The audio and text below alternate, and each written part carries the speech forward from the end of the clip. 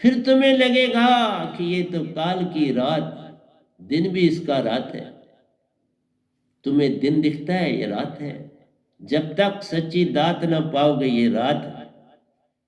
दिन नहीं है, रात में रह रहे हो, पर तुम्हें लगता है कि दिन है।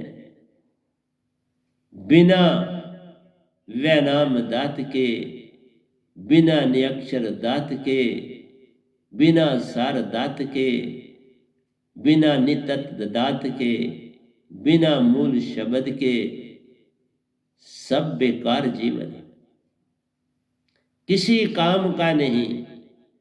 इसीलिए न अवतारों ने तुझे जगाया है, न गुरुओं ने तुझे बगाया है,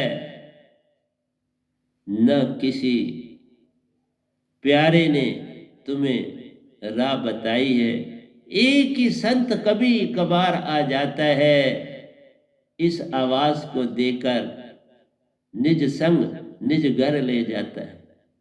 बड़ी समय के बाद एक संत आता है। इसलिए जो जान गया सो पार है, जो ना जाना सो रार है। जो रार ही रह जाता है, काल के थप्पड़ सहता रहता है। उस कांच के मंदिर में जो कुत्ता रहता भौंकता रहता है, भौंक भौंक मर जाता है। फिर इस काल में रह के तुम जो इतनी बातें करते हो, ये तो भौंकने के बराबर। इतने बलियों की तरह अपना क्रोध दिखाते हो, क्या बने। मुझे याद आती है बात, मैं कभी फूल तोड़ता नहीं। मुझे फूल का जितना आदर है, उतना ही मनुष्य का आदर है। मैं अगर कहीं जाता हूं या कहीं फूल अपने खिलाता हूं, मैं उनको तोड़ नहीं पाता हूं। कांटा जब मैं देखता हूं तो कांटा ये कहता है, प्यारे मैं इसीलिए तो आया हूं, मत तोड़ना मेरे फूल प्यारे को, मैं भी इसमें रहता हूं। ये अति प्यारा है लगता, इसकी रक्षा के लिए मैं भी जग में आता हूं। मत तोड़ो, बस देखो कितना सुंदर रूप ये फूल मेरा दे जाता है। कितनी सुंदर बनावट इसकी, सबको ये लुभाता है। इसके रंगों को, इसकी खुशबू को जो पाता है, वो मेरा रूप ही बन जाता है। जिस निगाह से तुम जिस चीज को देखते हो, वही तुम बन जाते हो। वो फूल फूल नहीं रहता, वो तुम बन जाते हो। फिर उसको तोड़ना क्या, वो तो टूट गया, तुम में समा गया पूरी तरह से। यही तो गुरु भी कहता है, उस फूल की तरह मुझे अपने में समा ले। उस फूल के समान मेरे से बातें कर सुरती में, मैं पास हूं। मैं पल में एक हर एक काम कर देता हूं, अगर तुम मुझे सुरती से पकड़ो। कहने की भी जरूरत नहीं पड़ती।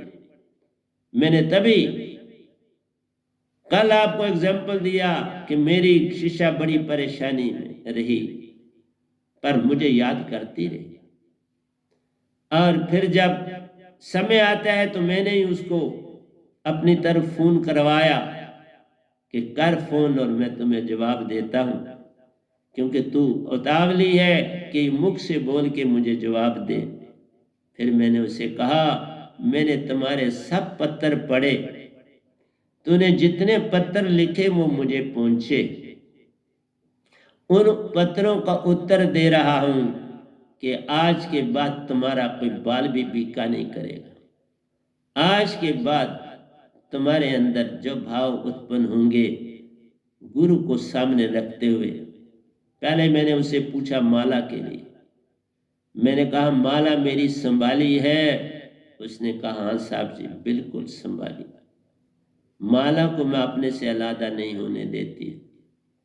मैंने कहा, बस फिर परेशानी किस बात की, हर काम तेरा हो जाएगा, हर काम से पार हो जाओगी।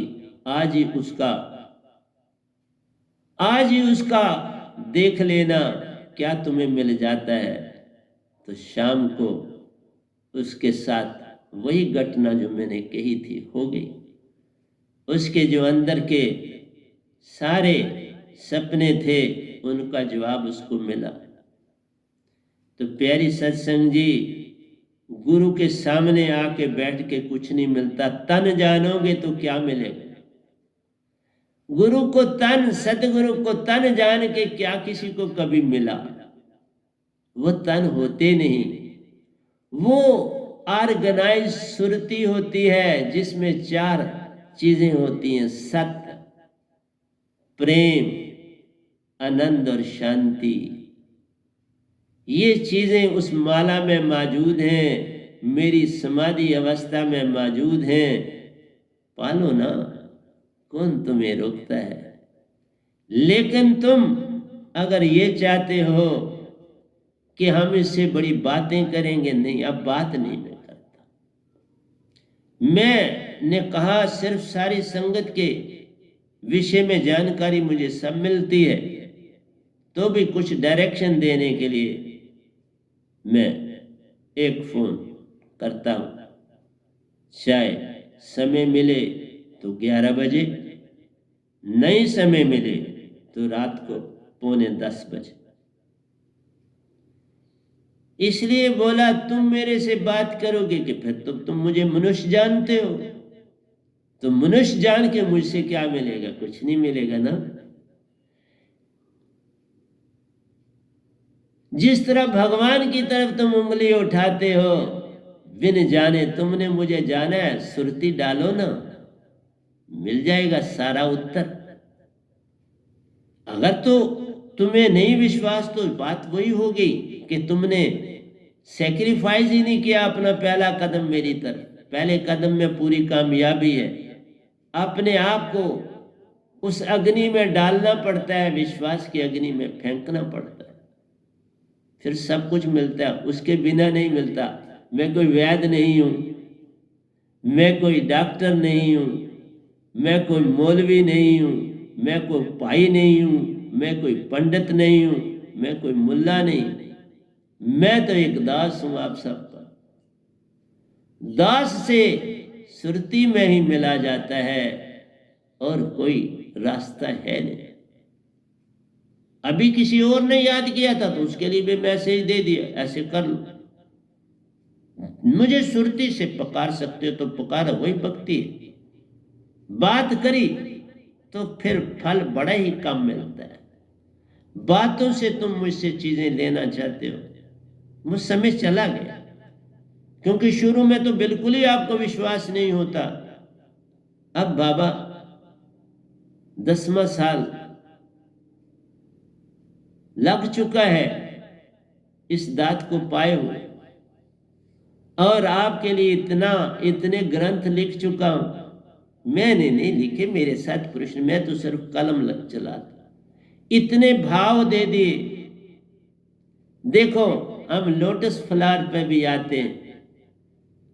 लोटस फ्लावर जो है कीचड़ से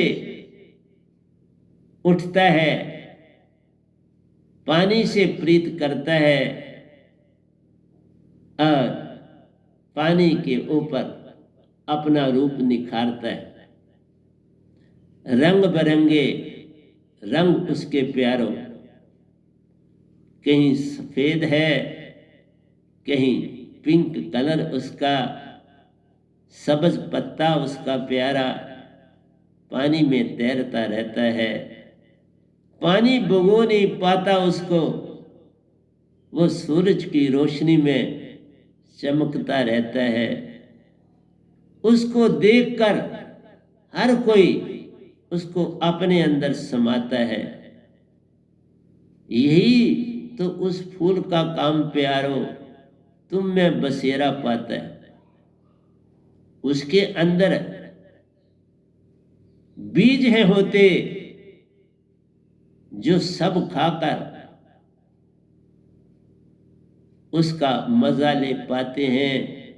देखने में भी सुंदर, फल भी सुंदर, पानी भी सुंदर, और जो उसका स्टॉक होता है, जो उस कीचड़ से जुड़ा हुआ उसको बाहर लाता है, वो भी सुंदर, वो भी नदड़ू कहलाता है। उसकी सब्जी खाते सारे आनंद में हो जाते हैं। देखो हर चीज उसकी कितनी सुंदर, लेकिन जो ही तुम उसे तोड़ देते हो, पत्ते पल में बिखर जाते हैं और वो भी सूख जाता है, तुम्हें भी दुखी कर जाता है।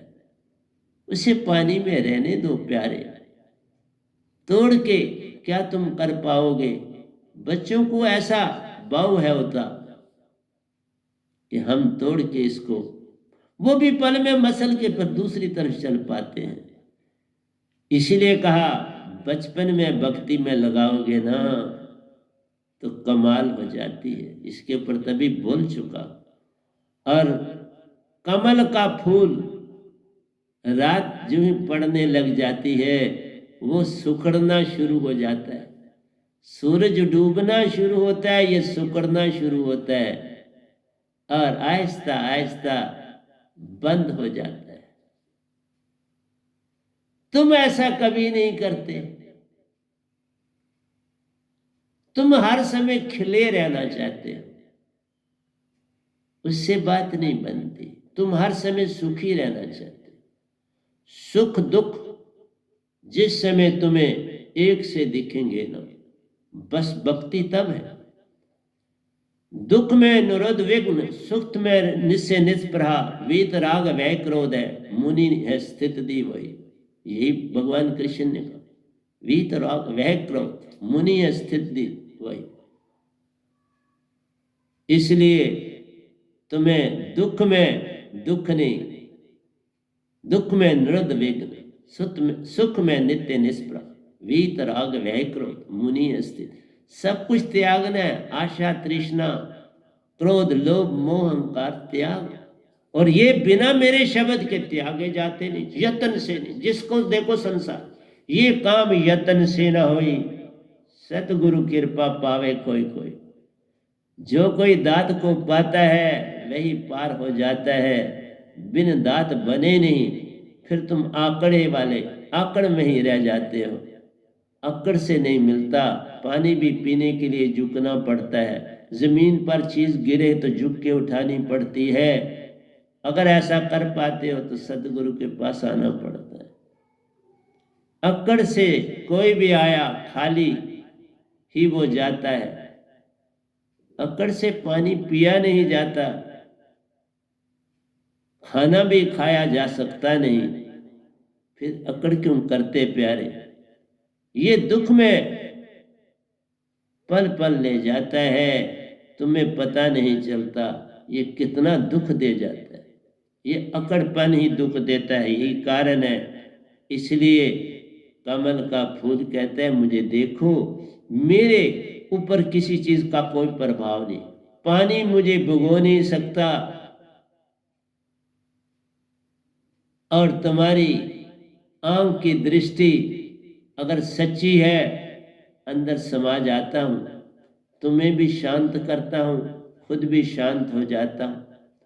तो प्यारी सत्संग जी, सतगुरु को उस कमल के फूल की तरह अंदर बसाना होता है। सतगुरु बसाया तो सतपुरुष पास है।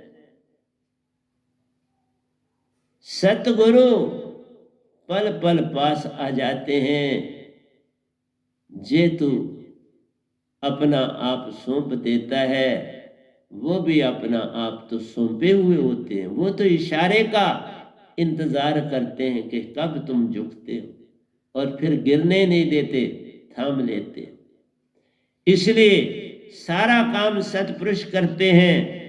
बंदा क्या करे। बंदा तो दुख में तुम मायूस हो जाते हो, हेल्पलेस हो जाते हो, लेकिन जो ही 4 दिन अच्छे आ जाते हैं तुम अकड़ जाते हो। तब भी तुम वैसे रहो ना, बात बन जाती है। सुख दुख एक समान प्यार, मत तू कर ले भेद। जो कोई करता भेद को, उससे दूर होता जान शब्द का भेद। वो शब्द नहीं पकड़ सकता, लेके भी नहीं पकड़ सकता। कई बार तुम्हारे पास चीज पड़ी होती है, तुम कहते हो आज नहीं खाऊंगा, कल खाऊंगा, कल वो सड़ जाती है।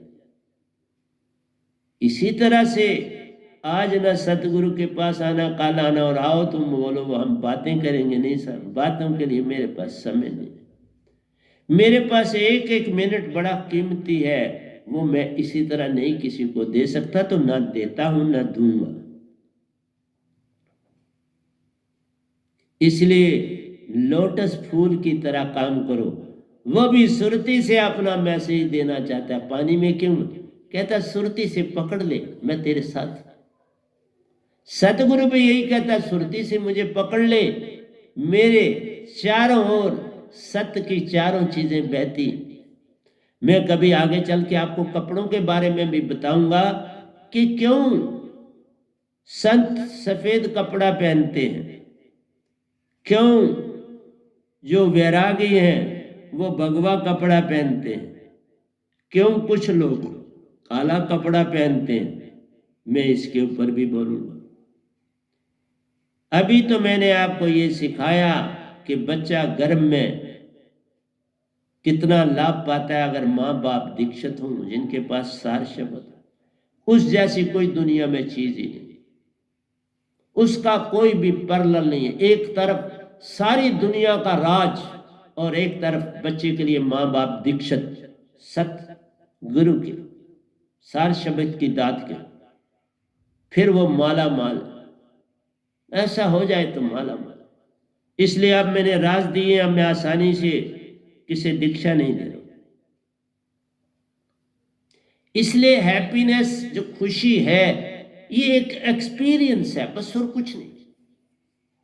गम एक एक्सपीरियंस है, तुमने अंदर धारणा बना ली ये गम है, तुमने धारणा बना ली ये खुशी है। दोनों को किनारे रख के देख और अच्छी तरह लगा डाल। आज जो खुशी है कल बहुत बड़ा गम दे जाएगी। आज जो गम है कल तुम्हें बहुत बड़ी खुशी दे सकता है। मत फर्क कर, निष्पक्ष होके उनको देख, उन विचारों को निष्पक्ष होके देख, देख तुम्हें वो क्या दे जाते हैं। पर तुम ऐसा करते नहीं, तुमने निर्णय ही पहले कर देते हो ये गलत चीज है। और ये तुम कौन होते हो निर्णय करने वाले? पता नहीं, ये तो बताओ देते, ये तो मन है, ये तो मन आपको भरमाता है कि निर्णय कर फटाफट, इसको अच्छा कह इसको बुरा।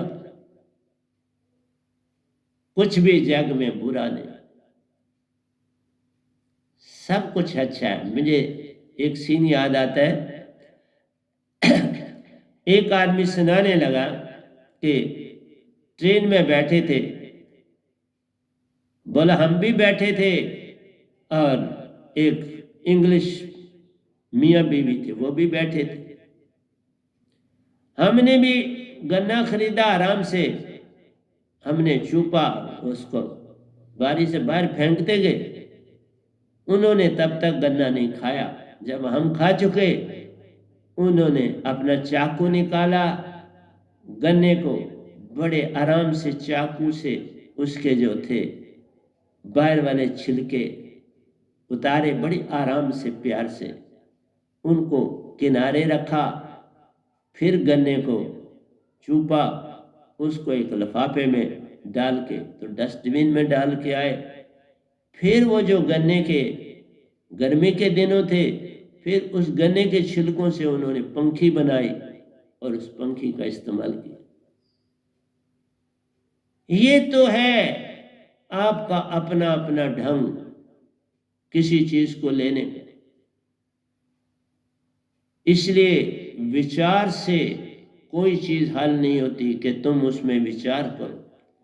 विचार नहीं करना है, सुरतीवान बनने की चेष्टा करनी है, बस कुछ और नहीं करना। अगर पूरा देश ये करे तो हमारे हिंदुस्तान जैसा, क्योंकि ये संत पैदा ही हिंदुस्तान में हुए। कबीर साहब आए तो हिंदुस्तान में थे, वेद व्यास जी हुए योगेश्वर, जितने योगेश्वर हुए सब हिंदुस्तान में थे।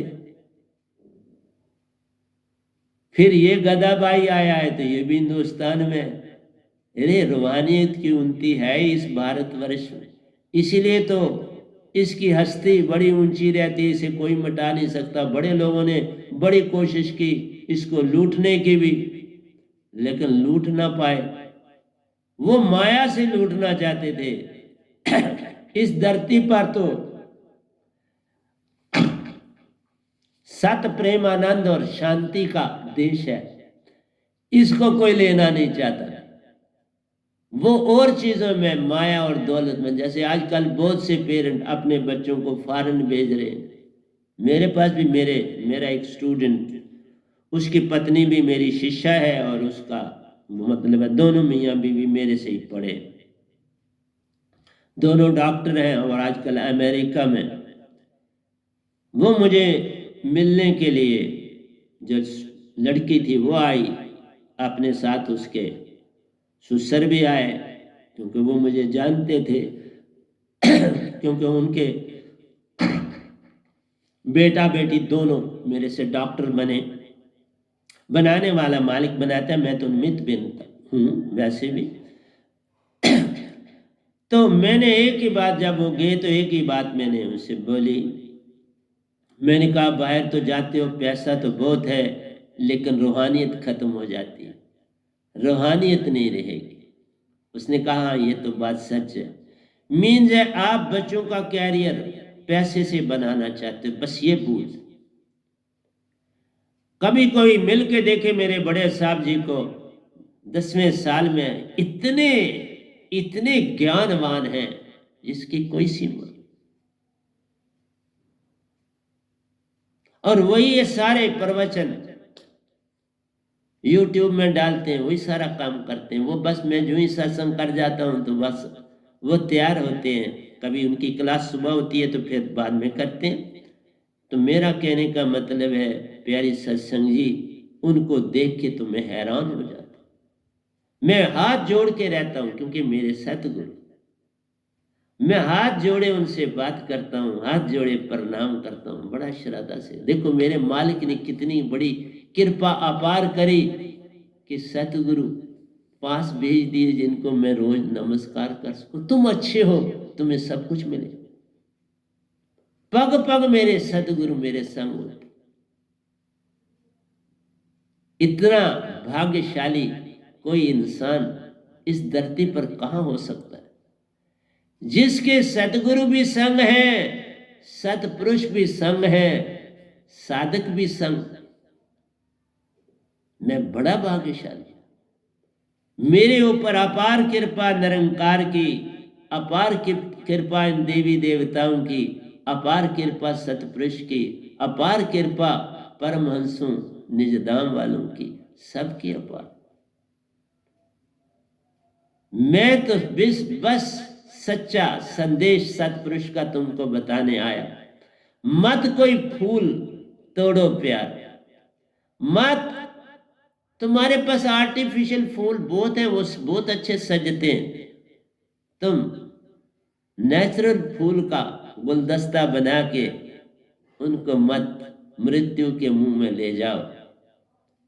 इसलिए प्यारी सत्संग जी, मेरा काम तुम्हें समझाना है, चलना ना समझ चलना ये तुम्हारे ऊपर छोड़ देता हूं। कहता है विश्वास जागे तो क्या हो जाता है, सत प्रगटे, प्रेम शांति संग साथ। विश्वास जागे सत प्रगटे, प्रेम शांति संग साथ। और सत प्रेम फैले, सुख दुख से, सुख दुख से एक संग साथ। सुख दुख भी एक जैसे लगे और हर ओर सत प्रेम फैले। जब सत प्रेम फैलेगा तो आनंद अपने आप आ जाएगा और शांति अपने आप आ जाएगी। तो सुख दुख सुरती में संग साथ, साथ रखो इनको, अलहदा ना होने दो।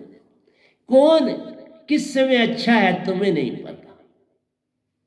ये साथ होंगे तो तुम्हें किसी का दुख में तुम उसका भला करोगे ना। अगर तुमने ही अपने दुख का प्रेम दुख नहीं किया, दुख से प्रेम, तो तुम दूसरे का दुख कैसे देखोगे। तुमने अपने दुख को देख के उससे प्रेम किया तो दूसरे के दुख में तुम फटाफट, उसने रोटी नहीं खाई तुम अपनी रोटी भी उसको देने भागोगे। मैं उन कुत्तों के लिए अपनी रोटी भी निछावर कर देता हूं, तुम खा लो। क्योंकि मैं रोटी अपनी लेता हूं फिर दोबारा थोड़ा मांगता हूं। अब वो बेचारे दूर दूर चले गए हैं। इसलिए प्यारी सत्संग जी, मेरे प्रवचन जब तक तुम में प्रेम नहीं जागेगा, तुमने विश्वास की छलांग लगाई ना, ये इकट्ठे साथ साथ उभरते हैं। ज्यों ज्यों सत्य बढ़ेगा विश्वास बढ़ेगा, संग प्रेम बढ़ेगा, संग आनंद बढ़ेगा। ज्यों ज्यों ये बढ़ते जाएंगे, एक संग बढ़ते जाएंगे। और जिस समय पूर्ण विश्वास हो जाएगा, प्रेम भी पूर्ण तेरे अंदर समा जाएगा।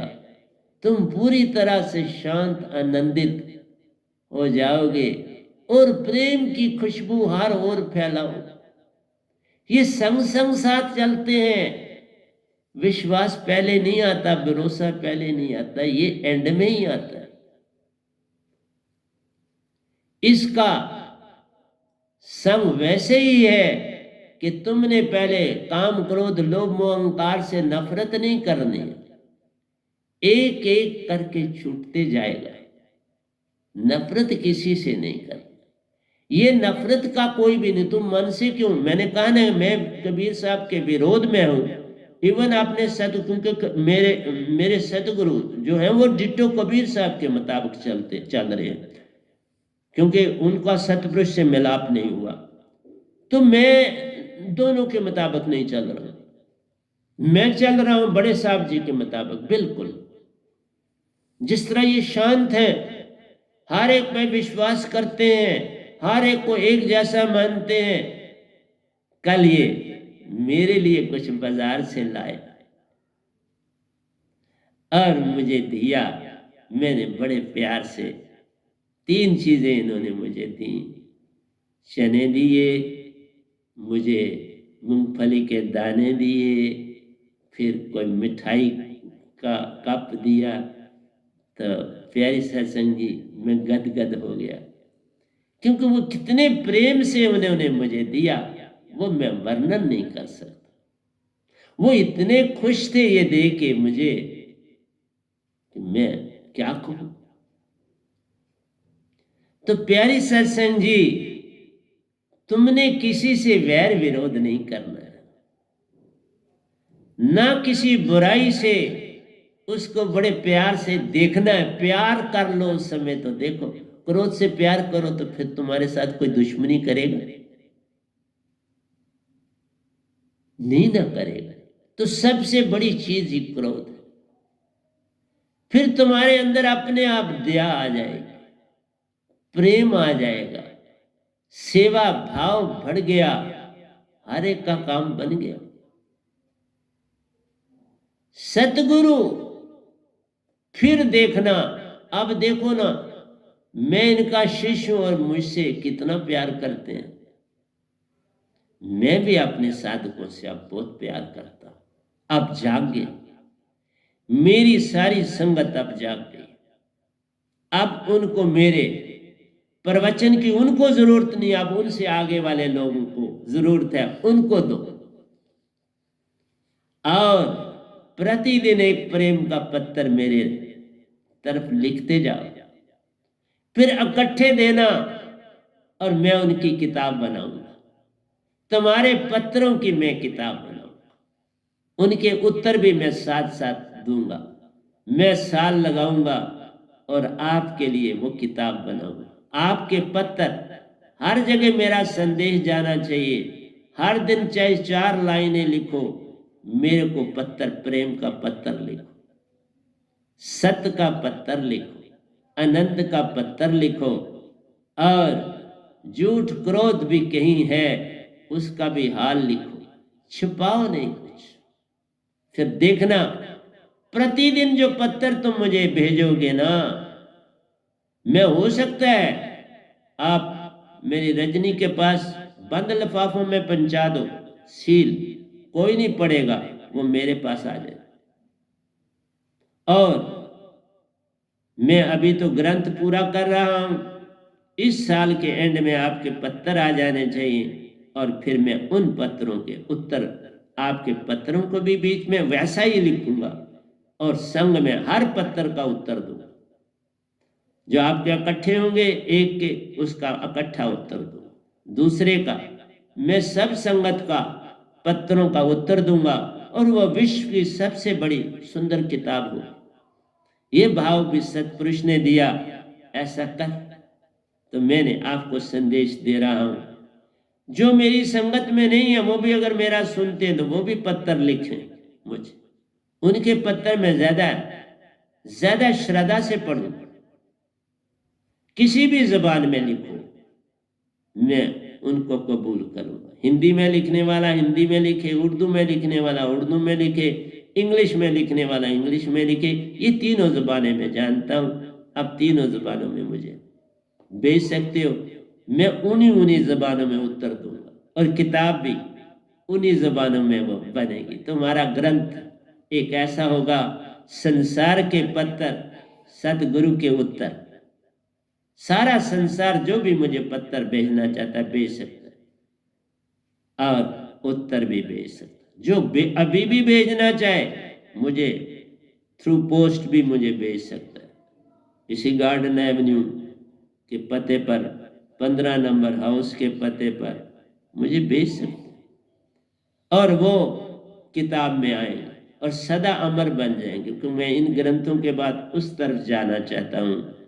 तो प्यारे सत्संग जी, आपको बस यही मैंने समझाना था। आज जो सबसे बड़ा काम था कि आप विश्वास जगाओ, लेकिन सत्य जब साथ है, विश्वास जगे सत्य प्रगटे। विश्वास जब जगता है तो सत्य प्रगट है। प्रेम शांति संग साथ, चारों बातें आ गई। हर ओर सत्य प्रेम फैलेगा, फिर चारों ओर तुम्हारी खुशबू फैलेगी।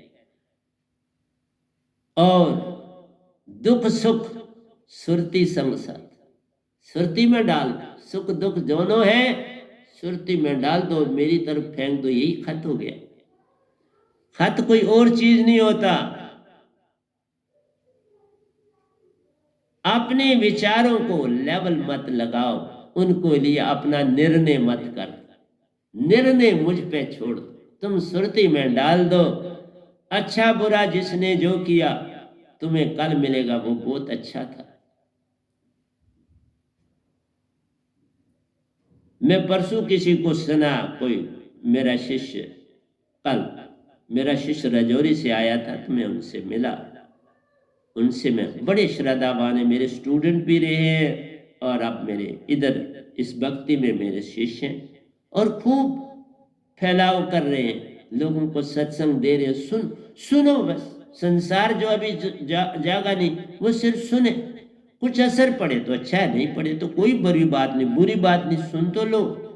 सुनना कोई बुरी बात नहीं है, ये आप तक है, आप सुनते हो कि नहीं हो। और ज्यादातर खामोश, मेरा कहना है, सुनो 100 शब्द किसी के और उत्तर दो, फिर वो भी कम बोलेगा दूसरी बार। और कभी मिलो तो एक दूसरे से मुस्का के अलग हो जाओ, ये उससे भी सुंदर बात। एक दूसरे को देखा, मुस्काए और चल पड़े, बात सब हो गई। विचारों को बाहर मत आने दो, इनको उत्पन्न ही मत होने दो, इनको जगह मत दो, विचार ही मन है, सुरती को काम करने दो। ये जितनी बातें आप मोबाइल पे इतनी करते हो, इसने तबाही कर दी नई जनरेशन। जिसको देखो उसके कानों के साथ मोबाइल लगा है, चल रहा है और मोबाइल कानों के साथ जोड़ा हुआ। मैंने कभी अपने साथ मोबाइल साथ नहीं रखा, ना रखा ना रखता हूं। मैंने कहा ना, मैं एक दिन में 2 फोन या 1 करता हूं बस। हाँ, किसी का बड़ा इंपॉर्टेंट काम हो और मेरे को पता हो, वो फोन करता है तो मैं सुनता हूं अपनी संगत। संसार का फोन नहीं सुनता। संसार मेरी संगत से बात करे, फिर वो मुझे थ्रू प्रेसिडेंट के मैसेज मिलेगा, फिर उसका निर्णय करता हूं। बिना उसके मैसेज के मैं किसी से बात अब संसार से नहीं करता। ये मेरा आपको कहना था। खाना खाते समय बिना सिमरन किए खाना नहीं खाना। हर लुकमे के साथ सिमरन करना, क्योंकि लाखों जन्म तुमने लिए, तुमने इन दानों का धन्यवाद नहीं किया। मैं पहले ही बोल चुका हूं, तुमने कितने कनक के दाने खाए, कितने चावलों के दाने खाए, कितने दालों के दाने खाए, कितने फलों को खाया, कभी शुक्रिया नहीं अदा किया। तो फिर जन्म तो उनमें लेना पड़ेगा ना। इसलिए तुम्हें सिर्फ इतनी क़यामत में 500 साल मिलते हैं, बाकी योनियों में कौन जाएगा? वही जाते हैं ना, हम ही जाते हैं, कोई और नहीं जाता। इसलिए बार बार धन्यवाद किया करो। जो खाते हो उसका सबसे ज्यादा, इसलिए किसी के साथ बैठ के खाना ना खाओ, वहां कहां धन्यवाद करो। इसलिए यंग जनरेशन जिसको ये दात मिलनी थी वो तो इससे दूर हो गया, मोबाइल उसका संगी साथी बन गया। अगर अब बीवी है तो वो बीवी वैसी नहीं, अगर पति है तो वो पति वैसा नहीं, बेटा है अब बेटा वैसा नहीं, बेटी है अब बेटी वैसी नहीं। अब वो सारा सिस्टम खत्म हो गया। प्रेम की जो लड़ी थी वो खत्म हो गई, मोबाइल की लड़ी बन गई। ये साइंटिस्टों ने अपनी तरफ से तो बड़ा अच्छा संसार को जोड़ा, लेकिन ये जो नुकसान दे रहा है उसकी कोई भरपाई नहीं कर पाएगा। ये जितने टीवीज हैं, ये सब चीजें, इनसे हानि बहुत है और लाभ बहुत कम है। क्या बताऊं, क्या कुछ छूट रहा है हमसे। जो सामने जब हम दही को मथते हैं तो मक्खन ऊपर आता है, लस्सी नीचे रह जाती है, मक्खन ऊपर तैरने लगता है। यही बात मैं बता रहा हूं, जो तैरता हुआ समुंदर में जग ऊपर तैरती रहती है, मंथन होता रहता अंदर हर समय और जग ऊपर आ जाती है। इसलिए तुम्हारे अंदर भी मंथन होता रहता है और जग जो आती है ऊपर, उसमें स्वाय गंदगी के अब कुछ नहीं होता। वो बच्चे अब कहाँ किसी संत की, किसी गुरु की, किसी की बात सुनेंगे। नई जनरेशन का तो अब सरबंद खत्म हो गया। हम लोग तो कंधों पर टेंट उठाते थे, सामान उठाते थे और 4-4 किलोमीटर चल के तो सामान वहां पहुंचाते थे। कंधे थक जाते थे, सर थक जाता था और सामान पहुंचाते थे। इसलिए प्यारी सत्संग जी, वो वक्त चले गए। आज तो बेटा कोई, बाप कोई काम करे तो करे, बेटे के पास फुर्सत ही नहीं, उसको पता ही नहीं ये काम करना होता।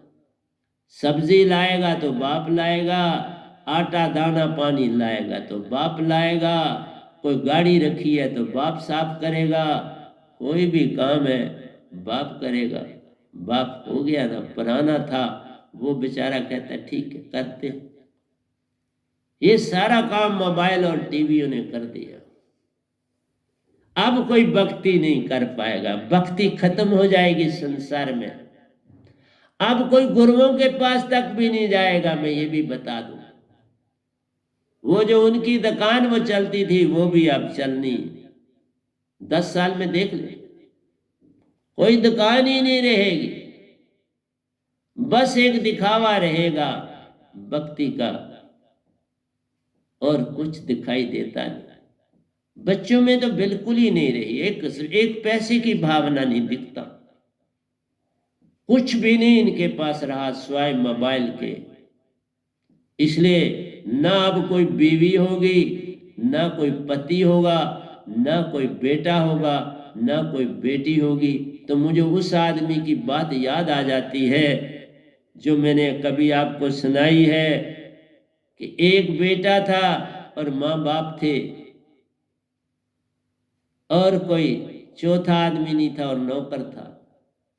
बाप अच्छा बिजनेस था, चलाता था।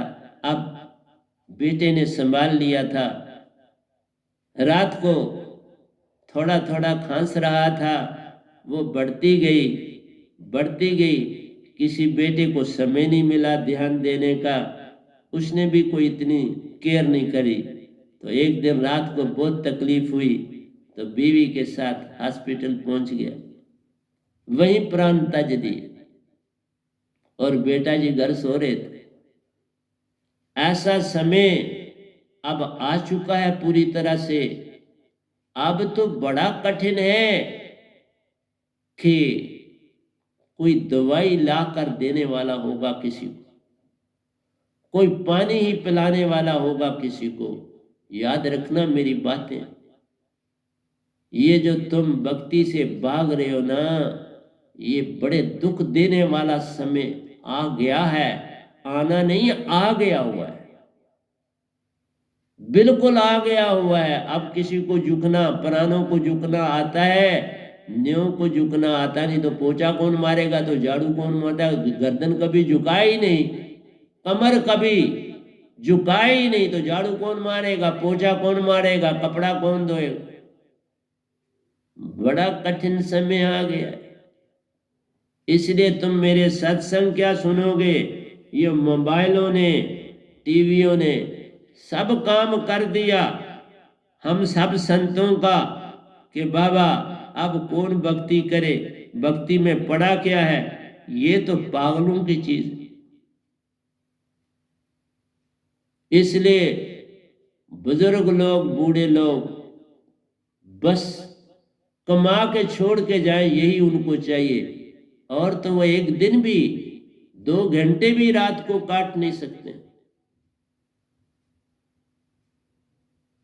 ये मैं सच बोल रहा हूं, मैं कोई झूठ नहीं बोल रहा हूं। पूरे समाज वालों देख लो, इन मोबाइलों ने, इन टीवियों ने सब कवाड़ा कर दिया।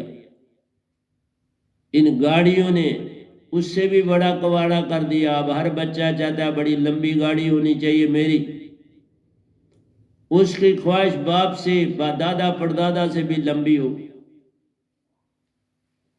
और जिसको इतनी लंबी गाड़ी चाहिए उसको मकान कैसा चाहिए। अब खुद ही देखो, अब कौन एक्सरसाइज करेगा और कुछ करेगा।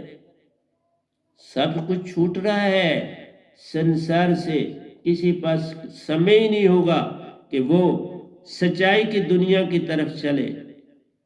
इसलिए प्यारी सत्संग जी, मैं आपको क्या क्या समझाऊं। इसलिए देखो, सुनो, चलो पर सुरती से, और सुरती बिन सतगुरु कोई पावे नहीं। इसकी पहचान सतगुरु के पास। जो बागों का मालिक होता है, माली होता है, उसको बागों के फलों की पहचान होती है। जो फूलों का माली होता है उसको फूलों की पहचान होती है। जो धोबी होता है उसको कपड़े धोने की पहचान होती है। गाड़ी चलाने वाले को गाड़ी की पहचान होती है। संत जो होता है उसको आत्मा की पहचान होती है। जो गुरु होता है उसको मन की पहचान होती है। जो संत होता है उसको आत्मा की पहचान होती है। मैं आत्मा की पहचान रखता हूं, और उदार आत्मा की पहचान से, बाकी किसी पहचान से उदार नहीं।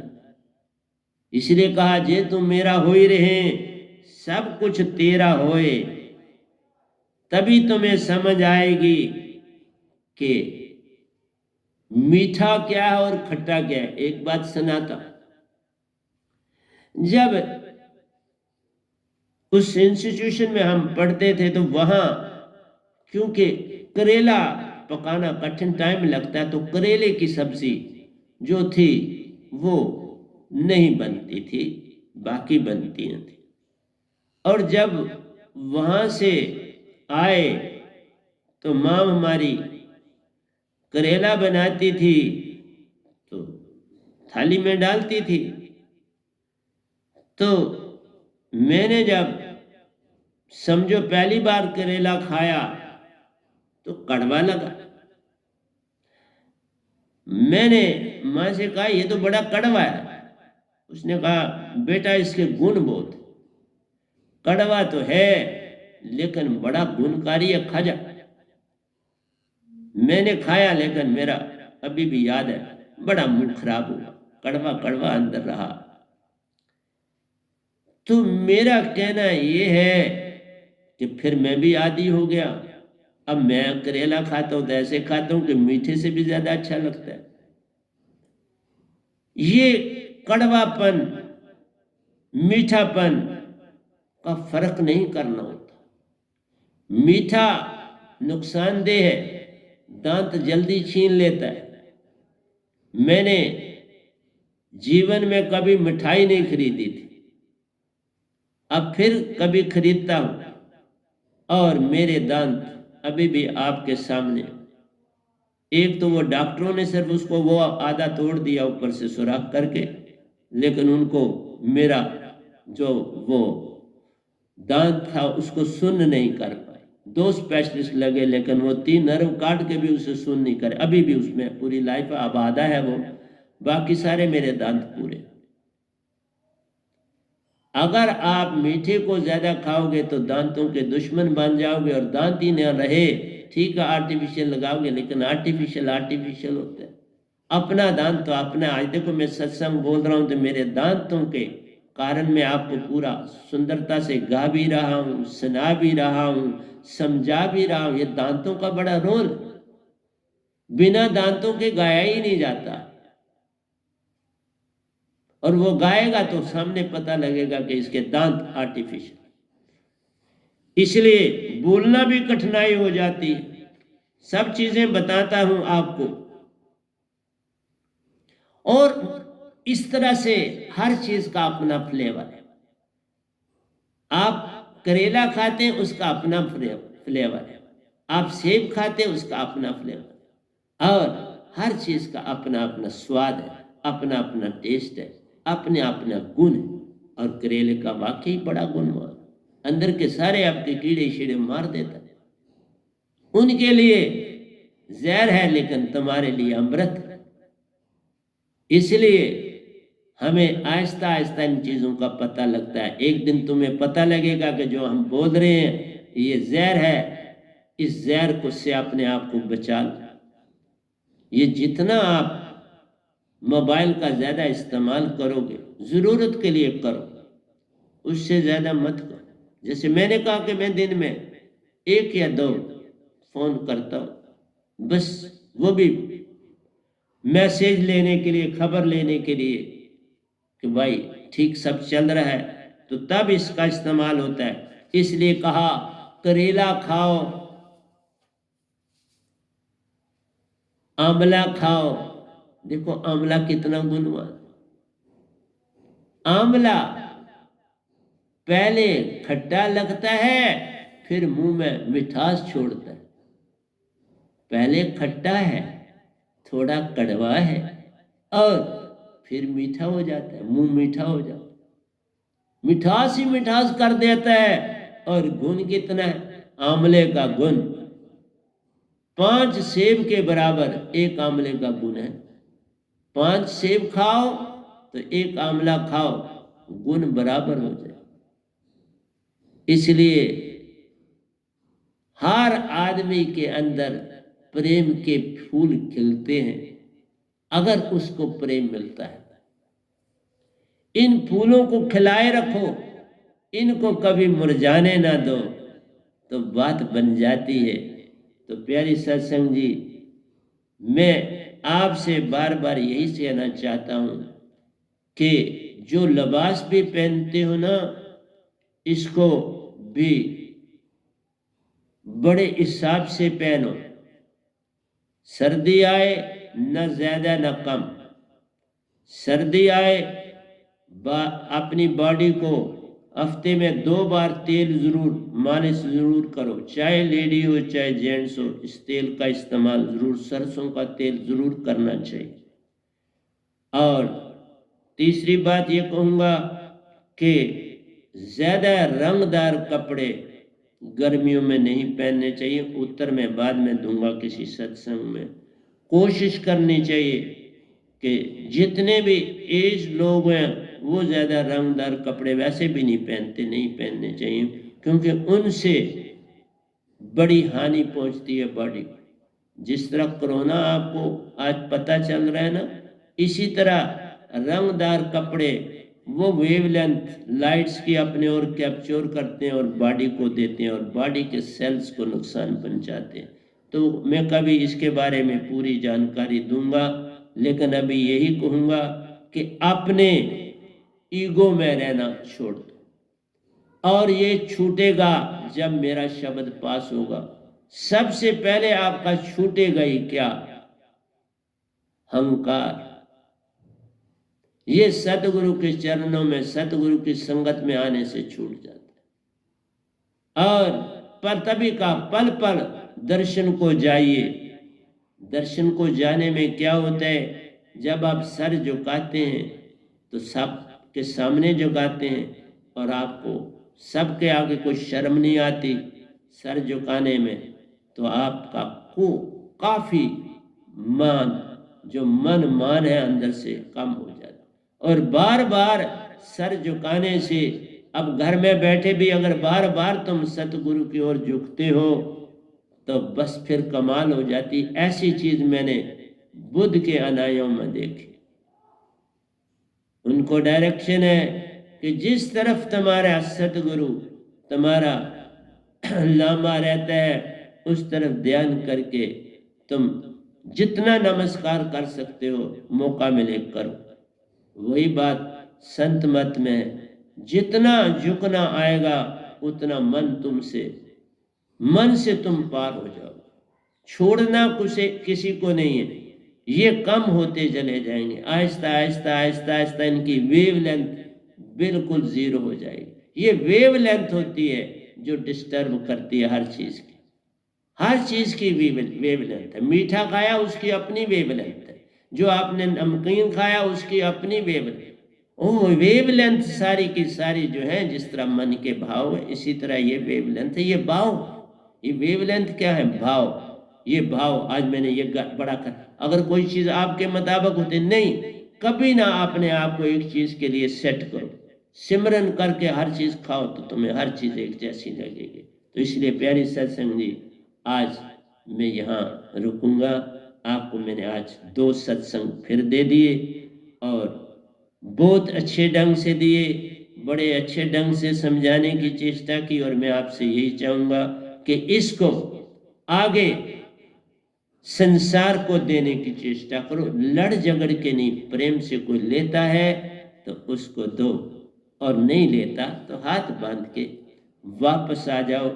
क्योंकि जितना हम सतपुरुष का संदेश पहुंचाएंगे, इतने दुख लोगों के दूर हो जाएंगे। दुखों को भगाना है, सतपुरुष को अपने अंदर बिठाना है। सतपुरुष बैठेंगे जब ही सतगुरु संग साथ हैं, क्योंकि शब्द में सतगुरु भी साथ हैं, सतपुरुष भी साथ हैं। और ले जाओ इसे अपने अंदर, और हर समय आगे चक्कर में रहने की चेष्टा करो। श्वासा को ऊर्ध्वमुखी कर दिया, बात हो गई। श्वासा को ऊर्ध्वमुखी करना, और जिस समय तुम्हारी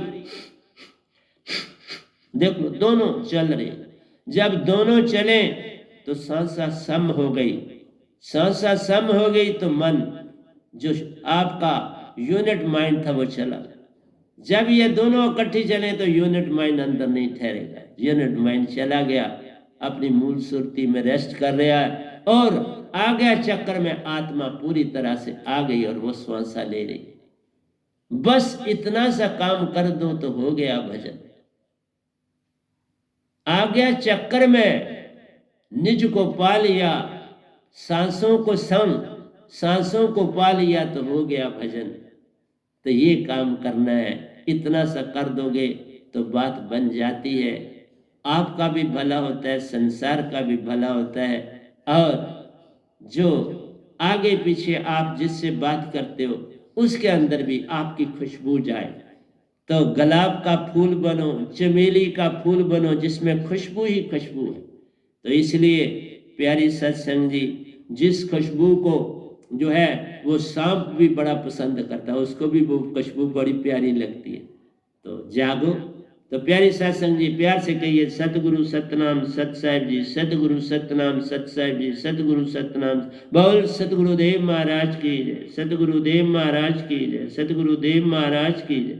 आज के सत्संग के आनंद की जय, आज के सत्संग के आनंद की जय, आज के सत्संग